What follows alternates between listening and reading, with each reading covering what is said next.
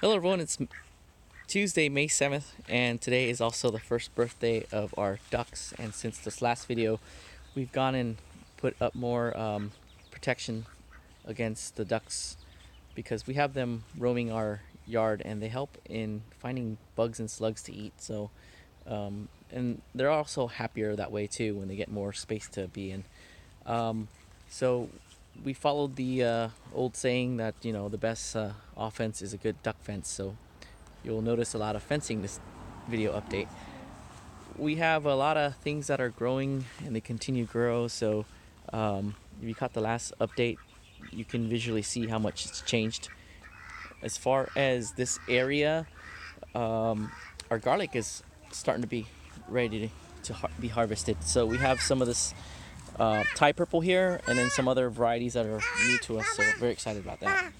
And Grant is excited because he's found some mulberries, and this is our tree. It's grown really rapidly since we put it in the ground, and this year is making lots of fruit. And on top of that, they're really good size fruit, so they're almost, some of them was as big as my pinky, if not my my ring finger. So it's very exciting to find that they're starting to ripen now. So we have a lot that are scattered throughout the tree, and we're gonna go and visit the part of the garden that we didn't get to in the last garden update, which is the this back portion here. And we have our San Marzano tomatoes that we're growing along these poles.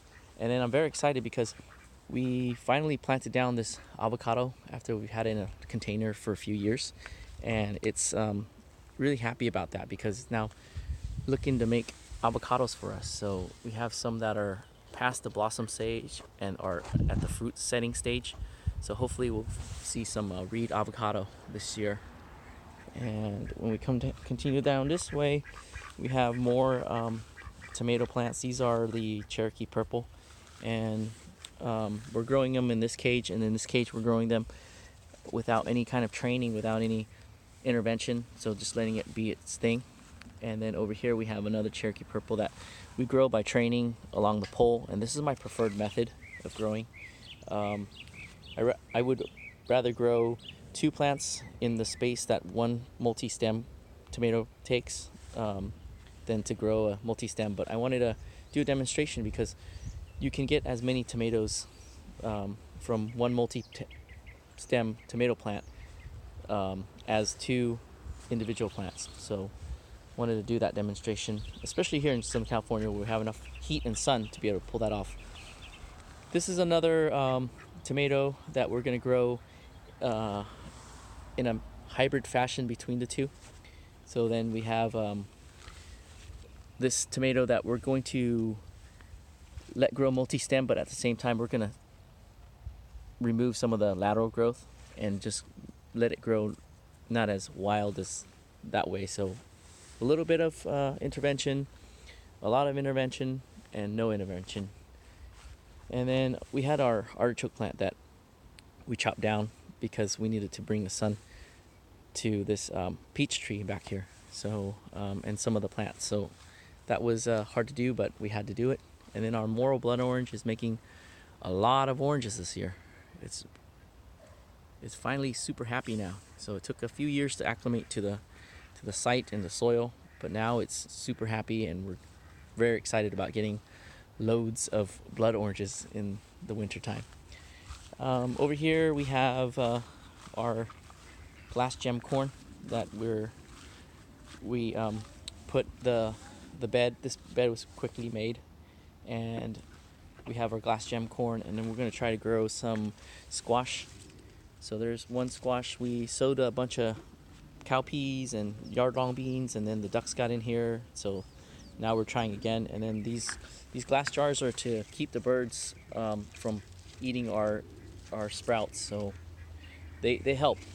So hopefully we'll get some yard-long beans again. And then we moved our trellis, and we have our ox heart, 2 of them there, and then a sugar baby watermelon. And they grow a little bit slowly over here because it's a lot of shade. It doesn't come in until the sun moves above, and that's usually around noontime. And today is overcast.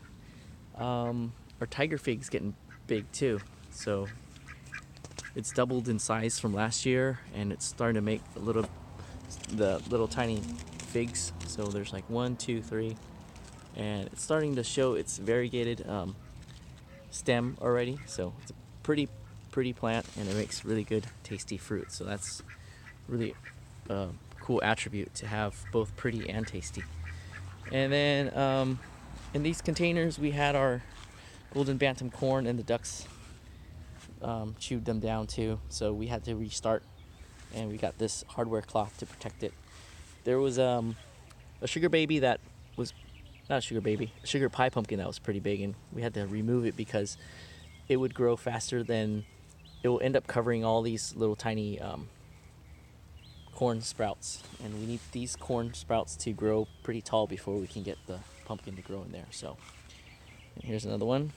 Same deal over here. We have the golden bantam corn, and I wanted to experiment and see what would happen if we just let one that was chewed up and grow. So we're gonna let that grow and see if we get any corn. And then over here, we moved our. So we had those wattled trellises from lumber. We moved them, and then we also moved them over here. And this is our other tomato bed, and we have purple calabash, Japanese black trifle, and then this is the Goldman's Italian American tomato. And then we have edible chrysanthemum, and we're just letting them flower. And down here are some alpine strawberries, and we have some alpine strawberries that are forming. They're pretty good. They taste a little bit like artificial fruit flavor, if you can imagine that.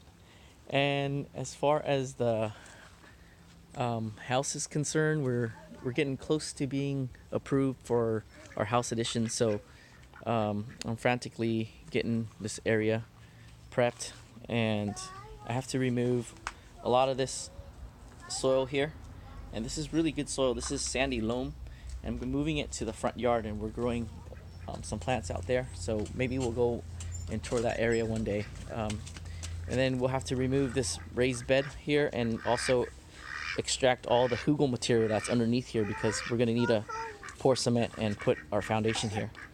So it's been a very interesting learning experience with house addition and all that stuff, and requirements by the city. So they said that since we have a slope in the back, and because our soil is a little bit more prone to liquefaction, which is this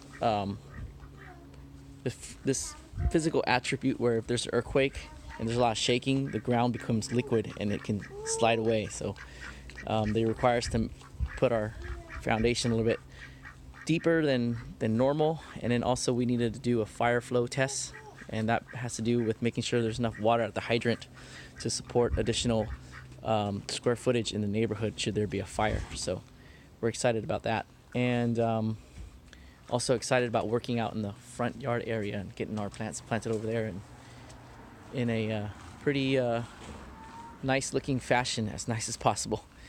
And yeah, I guess that's gonna be it for today. I'm very excited about the garlic. It looks like the hardnecks are finishing up. I already pulled a couple of the ones over here that we were growing as garlic greens, and we've counted the leaves, and there's 6. And let's just pull this one too and show you. So these were supposed to be grown as garlic greens, and we were supposed to harvest it because they're grown as garlic greens because we ended up with the cloves that weren't as big, and they don't tend to grow into big plants. So the idea was just to grow them and then cut the plant and use it in dishes, but we never got around to it. So we end up having more garlic. These are not as big as, say, these guys over here, which were grown from better cloves, and you can see that this one already is pretty big. So very excited to see these guys finish up so we can harvest garlic and then get these beds in for to use planting maybe more peppers or tomatoes. And with that, we're expecting a few days of overcast and a little bit more sprinkles, so I'm excited about that. And then when the sun comes back, I think these guys will really explode with growth. So hopefully next time when you come back and see this place, the corn will be double their height. And with the plane going over, that's our cue to end this episode. Thanks for coming out, and I'll see you in the next one.